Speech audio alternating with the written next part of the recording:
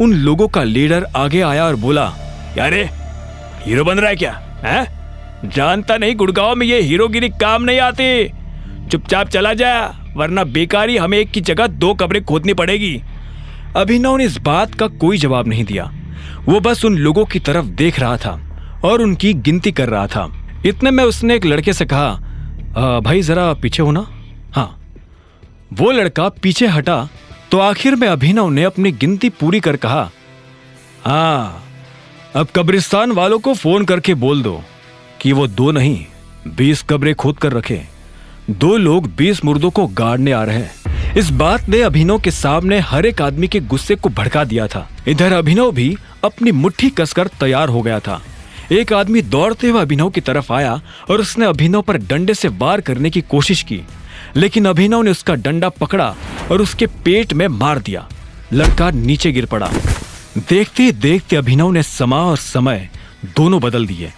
वो लड़का जॉनी, जो अभी तक उन लोगों से मार खा रहा था और जिसे लग रहा था कि अब उसके जिंदा बचने की कोई संभावना नहीं है, वो खुद अभिनव का ये रूप देख हैरान हो गया था।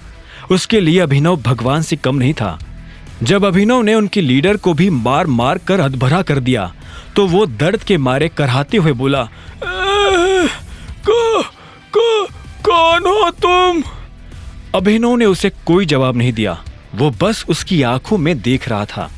वो आदमी जवाब जानने के लिए बेताब हुआ जा रहा था, लेकिन इससे पहले कि अभिनव उसे कोई जवाब देता, वो खुद ही नीचे गिर गया था। उसकी आंखें बंद हो गई थी और उसने हिलना डुलना बंद कर दिया था। उसे इस हाल में देख अभिनव के चेहरे पर मुस्कान आ गई थी। इधर जॉनी का मुंह खुला का खुला रह गया था। उसने अपनी जिंदगी में ऐसा कोई आदमी नहीं देखा था जो एक साथ इतने लोगों को चित कर सके। वो धीरे धीरे अभिनव की तरफ आगे बढ़ने लगा था। अभिनव ने देखा कि उसके होंठ के पास से खून आ रहा था। उसकी आंख के नीचे काला गड्ढा हो गया था। उसके पैर में मोच थी और उसके कपड़े फटे हुए थे। कुल मिलाकर उसकी हालत बहुत खराब थी। अगर अभिनव वक्त रहते वहां नहीं पहुंचता तो वो मर सकता था। उस लड़के ने अभिनव के पास आकर पूछा, कौन हो तुम और तुमने हमारी जान क्यों बचाई? जॉनी इस सवाल का जवाब जानने के लिए बेताब था। उसके दोस्त वही सड़क पर बेहोशी की हालत में पड़े थे। अभिनव ने उसे एक सेकंड के लिए देखा और बोला, मैं कौन हूं ये मैं तुम्हें बता दूंगा, लेकिन तुम्हें वादा करना पड़ेगा कि तुम ये किसी को नहीं बताओगे कि मैं कौन हूं। जॉनी ने अभिनव की शर्त पर बिना सोचे हाँ में सिर हिला दिया। अभिनव ने उसकी जान बचाई थी। वो अभिनव के लिए अपने दिल में इतना छोटा सा राज तो रख ही सकता था। अभिनव उसके पास आया और उसे अपना कान पास लाने का इशारा किया। जॉनी अब अपना कान पास लेकर आया। अभिनव धीरे से उसके कान के पास झुका और बोला, मैं टाइगर हूं। और इतना कहकर वो 2 कदम पीछे हो गया। जॉनी ने जब ये बात सुनी तो उसकी आंखें फटी की फटी रह गई थी। वो बिना पलक झपकाए अभिनव को देख रहा था। कुछ देर के बाद अभिनव हरदेव पाल सिंह के घर आ गया था। इतने सारे लोगों को मारने के बाद अभिनव के हाथ पैरों में बहुत दर्द हो रहा था। उसने गाड़ी पार्क की और एक गहरी सांस लेकर अंदर जाने लगा। वो बहुत धीरे धीरे और ध्यान से अंदर जा रहा था। मुझे तो समझ नहीं आ रहा कि अब हमें करना क्या चाहिए। मेरे हिसाब से हमें गौरव से कहना चाहिए कि वो अकरम से इस बारे में बात करे। अब तो वही हमारी मदद कर सकते हैं, राजीव ने कहा। जब अभिनव अंदर आ रहा था तब राजीव, शर्मिला और परिवार के बाकी लोग किसी गंभीर विषय पर चर्चा कर रहे थे। वो सभी काफी चिंता में नजर आ रहे थे। जब तक हमें किंग कॉर्पोरेशन का सपोर्ट नहीं मिलेगा तब तक हमारा काम नहीं हो पाएगा। मुझे लगता है हमें फॉक्स ग्रीन होल्डिंग से सपोर्ट लेना चाहिए। शर्मिला ने भी अपनी तरफ से सुझाव देते हुए कहा, मम्मा आप कैसी बातें कर रही हो? ये दोनों कंपनी टाइगर चलाता है और हम जैसे लोग टाइगर से सीधा जाकर नहीं मिल सकते हैं।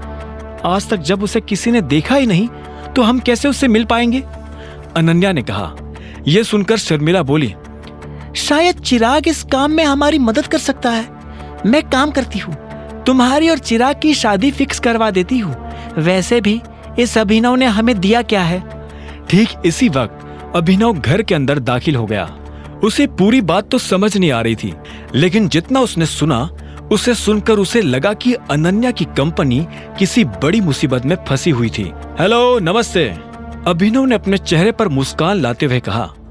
वो भले ही कितना भी थका हुआ था, लेकिन वो इन लोगों को पता नहीं चलने देना चाहता था कि वो क्या करके आया है। जैसे ही अभिनव ने चहकते हुए नमस्ते किया तो शर्मिला, अनन्या और राजीव उसे देखने लगे। उनकी आंखों में एक अजीब सा गुस्सा था। अभिनव उनकी आंखें देख हैरान हो गया। अभिनव को यह तो नहीं लग रहा था कि वो लोग मुस्कुराते हुए उसका स्वागत करेंगे, लेकिन आज जिस तरह का गुस्सा उनकी आंखों में नजर आ रहा था, उसे देखकर अभिनव को कुछ अजीब लग रहा था। आगे की कहानी जानने के लिए देखें अगला एपिसोड सिर्फ पॉकेट एफएम के यूट्यूब चैनल पर, और द रिटर्न ऑफ टाइगर के सारे एपिसोड्स को सुनने के लिए डिस्क्रिप्शन में दी लिंक से डाउनलोड करें पॉकेट एफएम ऐप।